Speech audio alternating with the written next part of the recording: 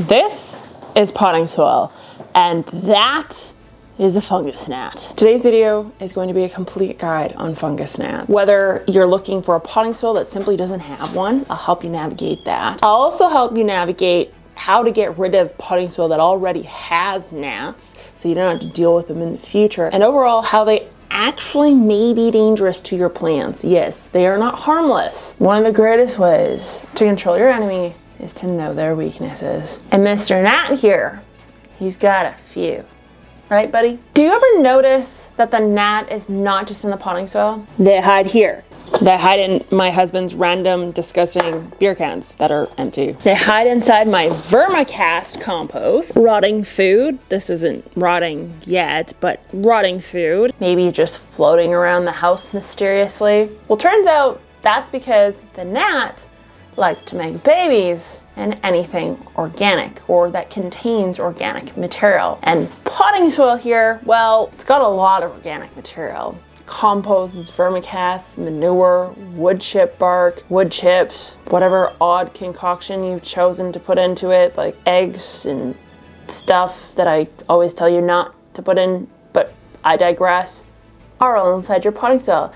And Mr. Gnat, well, he wants to feed his babies because inflation, and you just gave him a free source of food, so he's going to utilize it. But the scary part about the gnat, which makes it actually not that harmless, is that it will also eat roots, because that's organic. It's not the easiest food source for them, but when desperate times call for desperate measures, they're going to go after your plant roots. So if you've ever had gnats and thought to yourself, I could have sworn that killed my plant, you're probably right, because a severe enough fungus gnat infestation can kill your plants.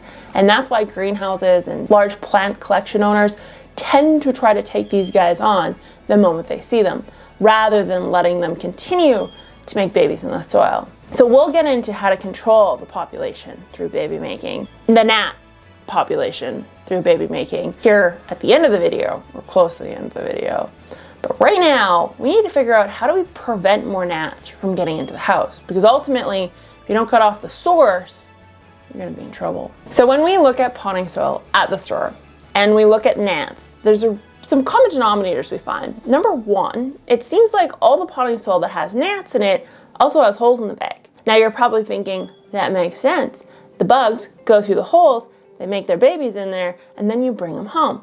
And you're not wrong. That is how the gnats get in there to an extent. However, the reason for the holes is because the potting soil that you chose is actually decomposing actively. And the byproduct decomposition is CO2. Now, the CO2 needs to escape, and exploded bags of soil are less than ideal in the marketplace. So they do put holes in the bags to help with the decomposition process. However, how are there some bags with no holes, and how do they manage that? Well, turns out not all potting soils are created equal.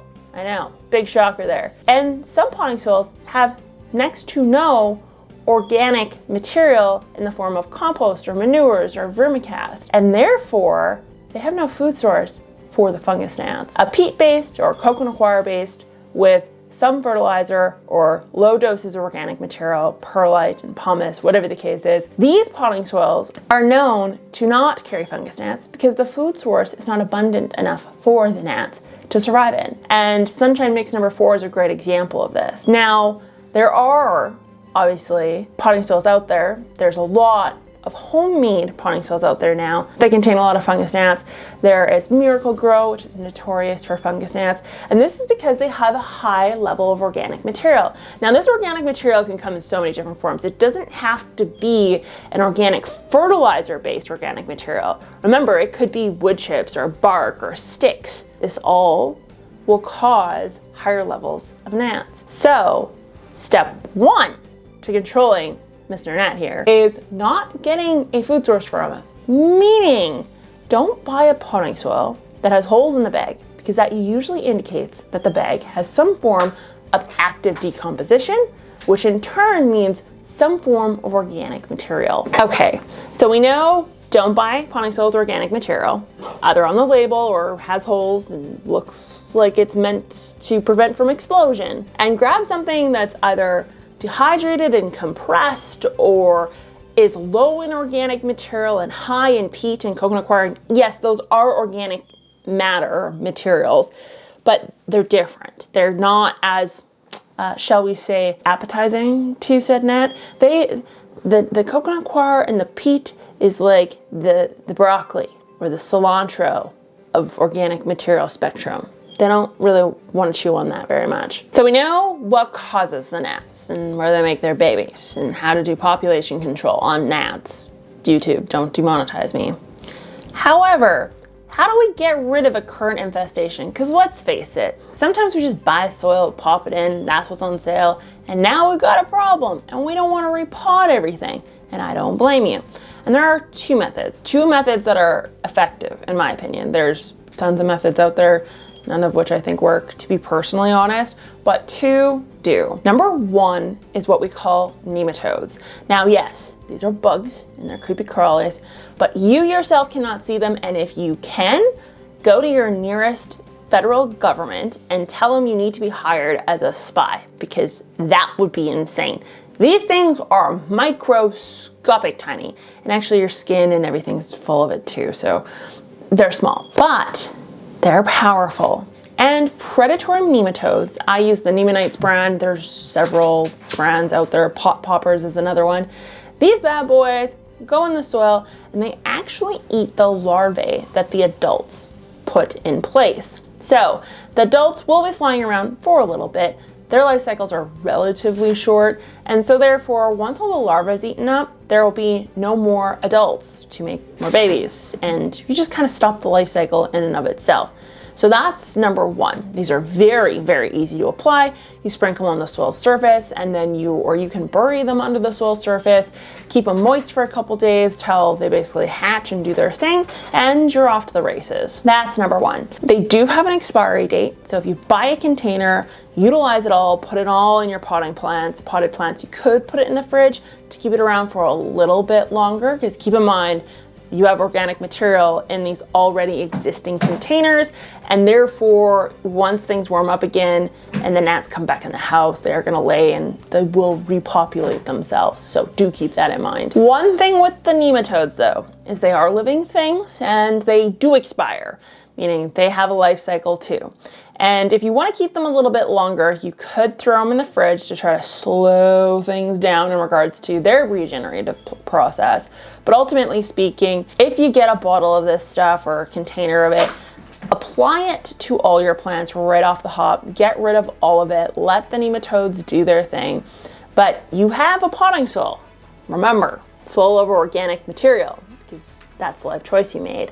I'm not judging it. I do make the same choice as well. And therefore, Mr. Gnat here is gonna come back again. He's gonna make babies in this fine oasis you've put together.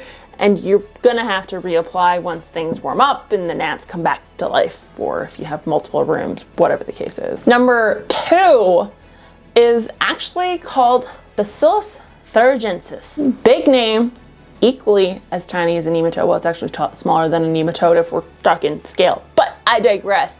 Bacillus thuringiensis, pop that in your soil, and it is a bacteria that essentially neutralizes a lot of things, mosquitoes, gnats, fruit flies, you name it, in your soil in and of itself. Now, because it's not a living thing, it's not actively eating gnats, etc. and so forth, it tends to last a little bit longer, but typically does need to be reapplied at some point. And this you can get in several different forms. So Bacillus thuringiensis you can use. I don't use this normally. The only reason for that is because I'm big on biologicals, both in the soil and on the upper biomass in the form of mites, which I did a video on, nematodes, you name it. And so the Bacillus thuringiensis and a lot of organic forms of pest control will treat the whole dang thing.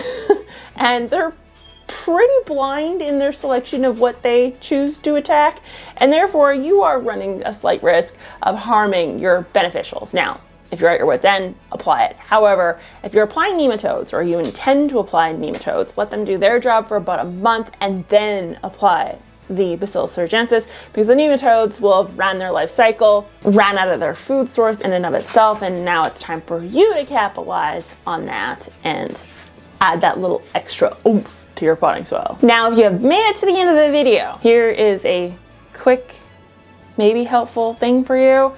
There's a Discord. It's the Earth One Plant Sensor Discord. And you guys have been asking for Discord for a while now. I'm not good with computers or technology in any capacity. I know, shocking. I'm really bad at it actually. And so the guys at Earth One, they put together an awesome Discord. And so it's all organized and pretty. I have the app. I can get on there and like share photos and comment and talk to you and answer questions in that, obviously, in that platform. If you want to join, there's a link down below. I held it to the end of the video because I mean, we only want the cool Git crew here, right? Like the people who stick around to the end. What am I saying? And if you are still here, why aren't you subscribed? Like, seriously, we're fun. Like, really fun. Anyways, thank you guys for watching. Thumbs up, subscribe, comment down below if you have mastered the practice of keeping nematodes out of your hair. And I will talk to you guys later. Next time? I shouldn't do that. I do have gnats right now, so I could have just caught one on my tongue. Ugh. I'll talk to you later. Bye.